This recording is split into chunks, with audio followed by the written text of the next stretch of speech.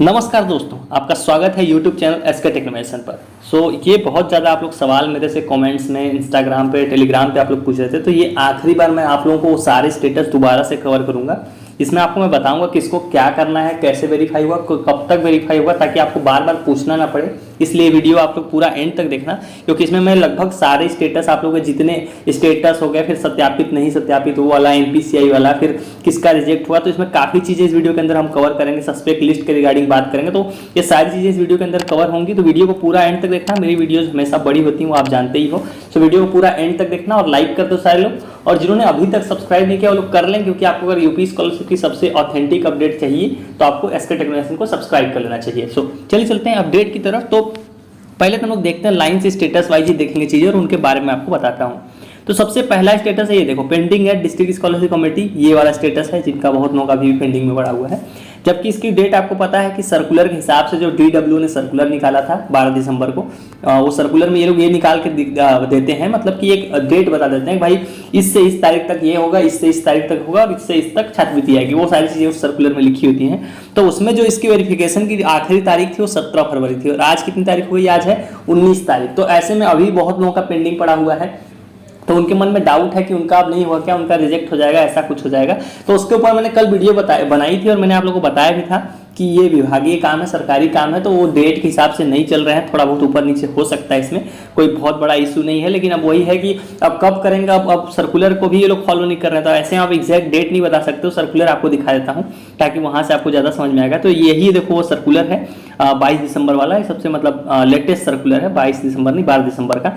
तो इसमें जो डेट लिखी हुई थी ये देखिए 14 नंबर पॉइंट पे, कि जो जनपदीय छात्रवृत्ति स्वीकृति समिति यानी कि DW द्वारा जिन्होंने कोई ना तो करेक्शन किया है ना ही उनका डेटा सस्पेक्ट में, यानी देखो शुद्ध डेटा के संबंध में निर्णय लिए जाना और स्वीकृत करना और डिजिटल सिग्नेचर से लॉक करना। वही मतलब कि ये लिखना कि verified recommended by district scholarship committee. ये लिखने की तारीख कब से कब तक थी? ये थी 19 जनवरी से शुरू होकर 17 फरवरी तक, मतलब 17 फरवरी इसकी आखिरी डेट थी। इन्होंने ही सर्कुलर में ये चीज़ लिखी हुई है। तो ये डेट निकल चुकी, फिर भी लेकिन अभी बहुत लोग का पेंडिंग पड़ा हुआ है, तो ये चीज़ अभी रह गई। तो इसमें परेशान होने की जरूरत नहीं है। इसका ये मतलब नहीं कि उनकी डेट बीत गई तो आपका फॉर्म रिजेक्ट कर देंगे, क्योंकि डेट उनके लिए बीती है, आपके लिए ऐसा तो कुछ है नहीं कि आप कुछ काम कर रहे थे और आपने नहीं किया तो डेट बीत गई तो आपका फॉर्म रिजेक्ट कर देंगे। आपने तो अपनी तरफ से फॉर्म सबमिट किया, डॉक्यूमेंट दिया है, सब कुछ किया है, तो आपको इसमें परेशान नहीं होना है। डेट उनकी तरफ से निकली है तो इसको 1-2 दिन मतलब कर देंगे, उसको आगे पीछे लोग कर देंगे। तो मैंने आप लोग को स्टार्टिंग से ही बताया था कि एग्जैक्ट डेट नहीं फॉलो होगी, 1-2 दिन प्लस माइनस हो जाएगी इसमें। तो ऐसे में दिक्कत पता क्या है? दिक्कत ये है कि फंड वंड की कमी हो सकती है। जैसे जितना जल्दी वेरीफाई हो जाए तो छात्रवृत्ति आने की लाइन में आप थोड़ा उतना ज़्यादा आगे आ जाओगे, जितना लेट वेरिफिकेशन होगा छात्रवृत्ति में थोड़ा सा उतना रहता है। आप देखते हो कि हर बार आप में से बहुत लोग होंगे जिनका सब कुछ वेरीफाइड होने के बाद भी लिख के आता है कि फंड नहीं दिया जा सकता क्योंकि फंड की कमी होगी, मतलब स्कॉलरशिप इसलिए नहीं दी जा रही कि आपके खाते में, मतलब उनके पास जो है कि फंड की कमी हो गई, इस वजह से वो लोग नहीं दे पाएंगे। तो वो चीज़ ना हो, इसलिए थोड़ा सा लक वाइज ये रहता है, अच्छा रहता है कि आप पहले वेरीफाई हो जाए तो वो ज़्यादा सही रहती है। लेकिन इसमें आप कुछ नहीं कर सकते हो, ये तो विभागीय काम है। वो मतलब आपका जैसे क्या होता है, बेसिकली हर जगह के डिस्ट्रिक्ट जो DWO वाले होते हैं उनके पास उस जिले का जाता है पूरा, फिर वो लोग करके उसको लखनऊ भेजते हैं। तो अब आपके जिले में डिपेंड करता है कि कैसा काम हो रहा है, किस तरह से कर रहे हैं, कब तक करेंगे, तो वो उस पर डिपेंड करता है। ये सारी चीज़ें होगी। तो ये सब हम लोग कवर करते हैं लाइन से। उससे पहले एक इंपॉर्टेंट चीज़ आपको मैं दिखा देता हूँ। वो इंपॉर्टेंट चीज़ क्या है कि जैसे देखो NPCI मैपिंग को लेकर बहुत ज़्यादा अभी भी सवाल है। देखो जिनका स्टेटस इस तरह से है वो लोग बहुत ज़्यादा परेशान हो रहे हैं। पहली बात तो अब देखो UID नेवर इनेबल हो गया, या फिर आपको एक और दिखाता हूँ। UID नेवर इनेबल के अलावा भी 1-2 स्टेटस इस तरह के हैं जिसमें कुछ और लिखा हुआ है, जैसे कि वो हो गया, क्या बोलते हैं तुम्हारा ये वाला देखो UID डिसेबल शायद है, UID नेवर इनेबल वाला ये भी हो गया। एक होता है UID डिसेबल हो गया, उसके बाद एक और बैंक से रिजेक्टेड हो गया। तो ये सारी चीज़ों का सोल्यूशन मैं आपको कई बार बता चुका हूँ। देखो UID डिसेबल हो गया, UID never enable, UID disable, bank से वेरीफाइड है लेकिन यहाँ पे दिक्कत आ रही है। देखो तो इन सभी का देखो करना क्या है, आपको NPCI मैपिंग चेक करनी है, वो हम लोग कर लेते हैं। उसके बाद आगे आपको बताता हूँ लाइन से सारे स्टेटस के बारे में।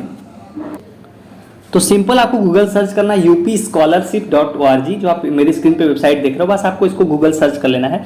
आपके सामने देखो वेबसाइट खुल के आ जाएगी यूपी स्कॉलरशिप की। यहाँ पर आपको रेड कलर में लिंक दिखाई देगी यूपी स्कॉलरशिप स्टेटस 2022-23। आपको बस इसको ओपन कर लेना है। उसके बाद आपको नीचे स्लाइड डाउन करना है। यहाँ पर आपको देखो PFMS की लिंक मिल जाएगी, NPCI चेक करने की लिंक मिल जाएगी। तो ये देखो NPCI चेक करने की लिंक सबसे पहले नंबर पर दी हुई है, UID Aadhaar linking status with bank. आपको बस इसको ओपन कर लेना है। ये क्या होगा, आधार की जो ऑफिशियल वेबसाइट है यहाँ पे आपको खुल के आ जाएगी। यहाँ पे आपको क्या करना है, यहाँ आधार नंबर डालना है और कैप्चा डाल देना है, उसका ओटीपी पे क्लिक कर देना है, ओटीपी जाएगी आपके रजिस्टर्ड नंबर पे, उसको एंटर करोगे। उसका देखो दो चीजें हो रही हैं, एक तो टेक्निकल एक्सेप्शन आ रहा है अभी बहुत लोगों को, तो ये वेबसाइट का इशू है, इसका ये बिल्कुल मतलब नहीं, आप लोग परेशान हो जाते हो सर टेक्निकल एक्सेप्शन आ रहा है, मेरा 1 महीने पहले आ रहा था अब टेक्निकल एक्सेप्शन आ रहा है। देखो इसमें होता क्या है, ये वेबसाइट की समस्या, इसका ये बिल्कुल मतलब नहीं टेक्निकल एक्सेप्शन दिखा रहा है तो आपके उसमें कुछ दिक्कत हो गया, एनपीसीआई मैपिंग हट गई। एक बार अगर आपने करा लिया तो वो हटेगा ही नहीं। अगर आपने मान लो 2 दिन पहले आपने चेक किया था तब आपका दिखा रहा है कि congratulation your Aadhaar bank mapping has been done, तो अगर अभी टेक्निकल एक्सेप्शन दिखा रहा है तो उससे आपको परेशान ही नहीं होना है, आपका मतलब पहले ही हो रखा है, एक बार हो गया तो आपने एक बार भी चेक कर लिया तो इसका मतलब परफेक्ट है। ऐसा थोड़ी कि डेली डेली आपको ये चेक करना है और आपका होना चाहिए, वो टेक्निकल एक्सेप्शन से आपको लेना नहीं है, अगर आ रहा है तो वो वेबसाइट का इशू है, इसका इससे कोई लेना नहीं है, तो ऐसे चेक कर लें। हम लोग चलिए देखते हैं स्टेटस वाइज चीज़ों को। तो देखो अगर आपका देखो इस तरह से अगर आपके खुल के आ रहा है एनपीसीआई मैपिंग चेक करने पे अगर ये आ रहा है चेक आधार बैंक सीडिंग, इस तरह से congratulation your Aadhaar bank mapping has been done और यहाँ स्टेटस एक्टिव, ये अगर 2 चीजें आपकी आ रही हैं तो बैंक से जितनी भी आपकी दिक्कतें हैं जिसके लिए आप लोग सवाल पूछ रहे हो बार बार, जैसे ये वाला मैं दिखा देता हूँ 1-2 आपको, वो सारी जितनी आपकी प्रॉब्लम है ये वाली, चाहे रिजेक्टेड बाय बैंक हो, यूआईडी नेवर इनेबल हो, यूआईडी डिसेबल, चाहे जितनी भी प्रॉब्लम है, आपको मैंने कितनी बार बता चुका, आपको टेंशन नहीं लेना है। देखो जो छात्रवृत्ति होती है वो इसकी वजह से आपका होल्ड नहीं होगी, मैं जो मेरी वीडियोस को फॉलो करते हैं उनको ये बात पता है कि छात्रवृत्ति इसकी वजह से रुकने नहीं वाली है, मतलब छात्रवृत्ति अगर आपको भेजी जाएगी तो भेजी जाएगी, बस दिक्कत क्या आएगी आपके खाते में नहीं आ पाएगी अगर आपने एनपीसीआई मैपिंग नहीं कराई है। अब देखो लोगों को डाउट है कि सर मैंने 1 महीने हो गए मैंने ये चीज करा ली एनपीसीआई मैपिंग लेकिन ये यहाँ से चेंज नहीं हो रहा। आप खुद सोचो, ये बात मैं कितनी बार बता चुका हूँ, ये चेंज कैसे नहीं हो रहा, चेंज इसलिए नहीं हो रहा है कि आपका इन्होंने एक बार फॉर्म वेरीफाई किया था, सब कुछ किया था, तब आपके खाते में एनपीसीआई मैपिंग नहीं थी तो इन्होंने ये लिख के आगे बढ़ गए, दूसरे के लोगों का फॉर्म देखने लगे। अब आपका फॉर्म ये जब दूसरी बार देखेंगे, जब दूसरी बार जब तक चेक नहीं करेंगे तब तक ये कैसे पता करेंगे कि आपके एनपीसीआई मैपिंग हुई या नहीं हुई है। ये ऑटोमेटिक प्रोसेस नहीं है, ऐसा बिल्कुल नहीं है कि आप गए एनपीसीआई मैपिंग आपने आज करा ली कल आपका यहाँ पे चेंज हो जाएगा, ये ऐसे बिल्कुल नहीं काम करता है। आप लोग इसमें परेशान मत हो, आपने अगर एनपीसीआई मैपिंग करा ली तो मैं बता रहा हूँ आपको टेंशन नहीं लेना है, आपको बस उसके बाद आपको कोई दिक्कत नहीं आएगी, यहाँ से आपको दिक्कत नहीं आएगी, दिक्कत सिर्फ एक जगह से आती है और यहाँ है करंट स्टेटस में, अगर यहाँ पे दिक्कत है तो दिक्कत आएगी, इस जगह से तो आपको टेंशन नहीं लेना है। इसका सोल्यूशन एनपीसीआई मैपिंग, अगर वो करा लिया तो आपको भागने दौड़ने इधर उधर करने की कोई जरूरत नहीं है, आप बिल्कुल चिंता फ्री हो सकते हैं। सो ये तो एनपीसीआई मैपिंग और बैंक वाला पार्ट हो गया। अब स्टेटस वाइज चीजें कवर कर लेते हैं थोड़ा थोड़ा, उसके बाद आपको ज्यादा समझ में आएगा। देखो ये status UP board ICSE board, इसका सोल्यूशन देखो क्या है। इसका सोल्यूशन ये था कि अभी से जब करेक्शन का विंडो खुला था उस टाइम पे इसका सोल्यूशन ये था कि आपको जो है कि एक एप्लीकेशन, अपने स्टेटस की फोटोकॉपी और तीसरी चीज है 10th की मार्कशीट, ये तीनों चीजें आपके स्कूल में कॉलेज में जहां पढ़ते हैं उनको दे देनी थी और वो लोग इसको DW तक पहुंचा देते और आपका ये चीज वेरीफाई हो जाता है। पहले चीज ये हो गया। अब दूसरा चीज जो सबसे कॉमन है कि इस बार इन्होंने सस्पेक्ट लिस्ट अभी तक DW ने नहीं भेजी है। एक सस्पेक्ट लिस्ट होती है, उस सस्पेक्ट लिस्ट में ये लोग लिस्ट निकाल के दे देते हैं कॉलेज को, भाई आपके यहाँ के इतने स्टूडेंट हैं, इनके फॉर्म में ये गलती है तो इसको ये चीजें डॉक्यूमेंट ला के दे दो हमको या उनसे लेके दे दो ताकि हम लोग इसको वेरीफाई कर सके। तो वो सस्पेक्ट लिस्ट अभी भी इस साल की अब तक नहीं आई है, तो मुझे नहीं लगता कि इस बार आएगी या नहीं आएगी, इसकी कोई श्योरिटी नहीं दे सकता, क्योंकि एक बीच में न्यूज आई थी, उन्होंने सस्पेक्ट लिस्ट ना दे के ये बोल दिया कि भाई छात्रों के ही स्टेटस में हम लोगों ने सस्पेक्ट वालों का सस्पेक्ट शो कर दिया है, तो इस बार हम लोग लिस्ट शायद ना दें। तो ये वाली न्यूज आप अगर चैनल को फॉलो करते हो तो याद होगा, तो ऐसी कोई न्यूज थी बीच में। तो देखो ये जितने भी स्टेटस आप देख रहे हो ये सस्पेक्ट ही हैं, तो सस्पेक्ट लिस्ट अगर आप एक चीज होप करो कि सस्पेक्ट लिस्ट निकाल के दें लोग, ताकि उससे आपकी चीजें क्लियर हो जाए।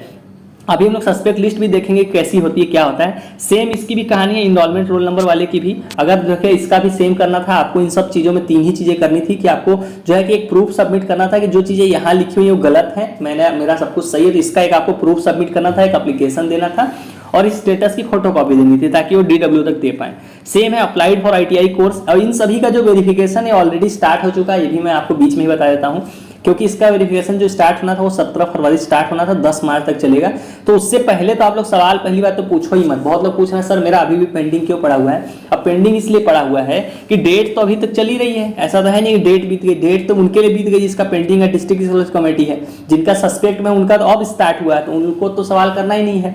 और NIC के पास से मुझे मतलब श्योरिटी भी नहीं है कि डेटा अभी आया है या नहीं आया है, क्योंकि मैंने आप लोग देखो थंबनेल में देख पा रहे हो कि मैंने यहाँ पर लिखा हुआ कि NIC से, तो NIC से भी हो सकता है डेटा बहुत लोगों का नहीं आया होगा अभी तक DW के पास, क्योंकि 16 तारीख तक NIC के पास डेटा रहना चाहिए था। तो मुझे लग रहा है कि ये लोग अगर NIC डिले कर दी होगी, मतलब उनके पास ही हो सकता है आपका डेटा हो, तो ऐसे में DW के पास डेटा ही नहीं आया तो वेरिफिकेशन भी स्टार्ट नहीं कर सकेंगे। तो ये चीज़ भी एक इशू हो सकता है, एक केस हो सकता है।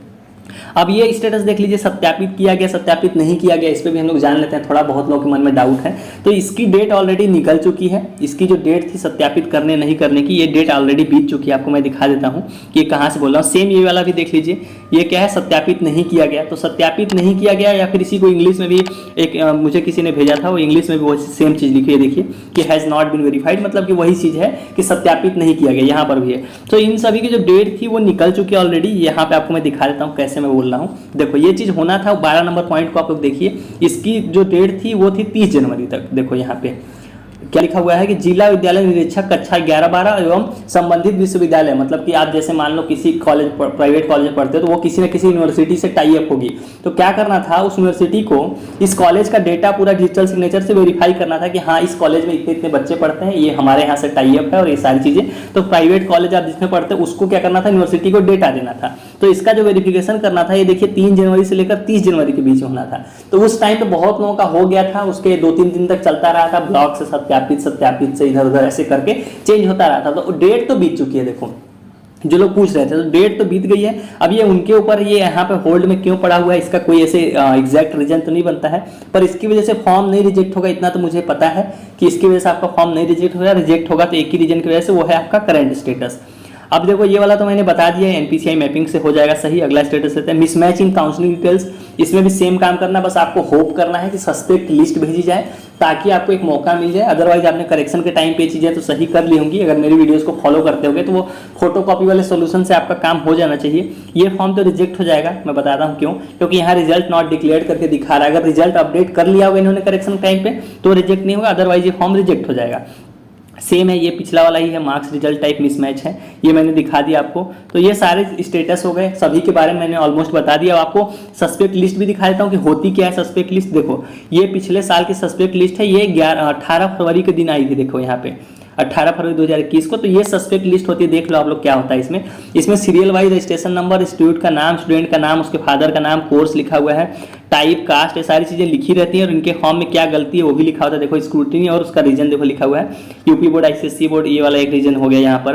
तो इनरोलमेंट रोल नंबर, तो ये पिछले साल भी ये सारे इशू आए थे, ऐसा नहीं कि पहली बार आप लोग के स्टेटस में चीज़ दिख रहा है। देखो यूपी बोर्ड, आईसीएसई बोर्ड, यहाँ भी यूपी बोर्ड, आईसीएसई बोर्ड है, इनरोलमेंट नंबर, ये सारी चीज़ें देखो यहाँ पर आपको देखने को मिल जाएगी। तो ये सस्पेक्ट लिस्ट होती है, ये निकाल के DW दे देता है, हर कॉलेज यूनिवर्सिटी को दे देता है, भाई ये आपके यहाँ के इतने बच्चे हैं जिनका ये चीज़ें गलती हैं, तो आप ये चीज़ें सही कराओ, ये डॉक्यूमेंट ला के हमको दे दो।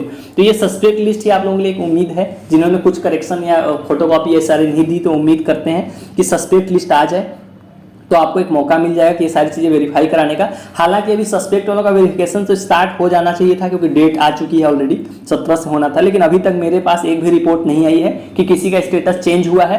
तो ऐसे में आज तो संडे है, तो मुझे नहीं लगता कि आज विभागीय कोई काम होते हैं DW के, तो आज तो किसी का स्टेटस बहुत कम चांस है। जिनका कल वेरीफाई हुआ होगा उनका आज बदलेगा, लेकिन कल किसी का मतलब नहीं बदलेगा। जैसे आज काम नहीं होगा तो कल मुश्किल है कि कल किसी का स्टेटस बदले।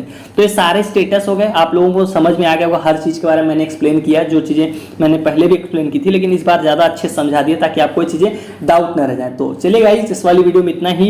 उम्मीद करता हूँ आपको वीडियो इन्फॉर्मेटिव लगी हो। वीडियो को लाइक करके जाना और कमेंट्स में सवाल पूछना, और इंस्टाग्राम पे भी आप मेरे से फॉलो करके सवाल अपने पूछ सकते हो, और टेलीग्राम चैट ग्रुप से जरूर जुड़ जाओ, वहाँ पे आप आपस में बात कर सकते हो एक दूसरे की समस्याएं सॉल्व करने के लिए। चलिए गाइस, इस वाली वीडियो में इतना ही। Thank you for watching, stay tuned to SK टेक्नोमेशन।